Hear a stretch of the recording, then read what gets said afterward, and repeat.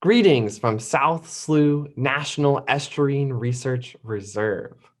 We are part of a network of coastal reserves all around the country dedicated to scientific research and education. South Slough's scientists work to develop a better understanding of estuaries and coastal watersheds, and our education team uses information from our scientists to teach students of all ages about the many values of this amazing place. Come along with us as we investigate the rich diversity of habitats that make up the South Slough Reserve. First, we're going to start with the habitat that is the most important to South Slough Reserve. In fact, it is the whole reason why our organization exists, and that is the estuary. But what is an estuary? That's a really great question. Let's investigate.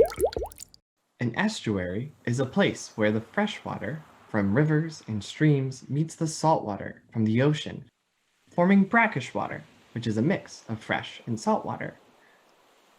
The brackish water forms a habitat that is home to many unique animals and plants that have adapted to living in these waters. Okay, but why is an estuary important to us?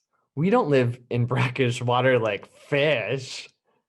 Well, you see, estuaries are important not only to the plants and animals that live in them, but to everyone and everything.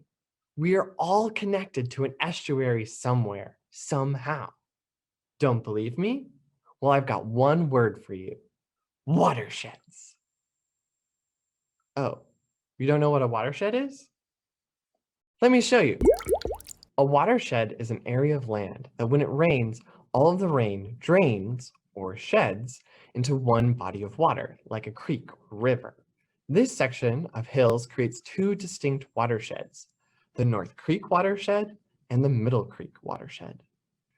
As we can see here, the boundaries of a watershed are determined by the shape of the land and its landforms, like hills and mountains. If it rains on one side of the hill, the water drains into one creek, but if it rains on the other side, it drains into another. A few families moved into the area recently. Which watershed is the family with the purple house in? If you said the North Creek or blue-colored watershed, you are correct. Good job! Now, let's look at the watershed of the large body of water at the bottom of our screen. It would include all of the land that eventually drains into it, and in this case, it would be the whole screen. This concept of watersheds is true everywhere on this planet. Any place that has water and rain is connected to a watershed. Well, thanks for joining us today, but before we say goodbye, I have a little challenge for you. What would happen if we all turned into raindrops? Where might we land? How long would it take us to get to an estuary? What route do you take?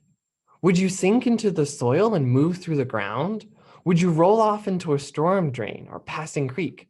How would you be different by the time you washed into the estuary? Tell us your raindrop story and check out the other videos on this channel to learn more about what goes on in and around the estuary. On behalf of South Slough Reserve, I would like to thank you for learning with us. Bye.